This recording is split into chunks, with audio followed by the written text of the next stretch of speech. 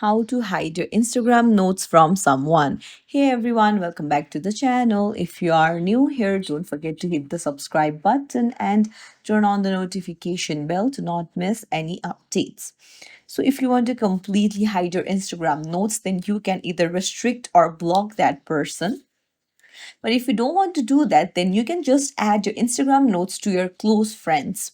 So I'll show you how to do it. You need to head over to your Instagram and then go to the DM section at the bottom, and there go to the notes section, and you can see share with friends option. Just tap on it, and there you can see friends, the followers that you follow back, or close friends. So you can add people whom you want to see the notes to close friends, and just avoid the person whom you don't want to see the Instagram notes from. Or what else you can do is you can go to the person's profile, tap on it and go to options, and you can either restrict or block that person. So that's how it works. If you found this tutorial helpful, don't forget to hit the thumbs up and subscribe to our channel. Thank you for watching.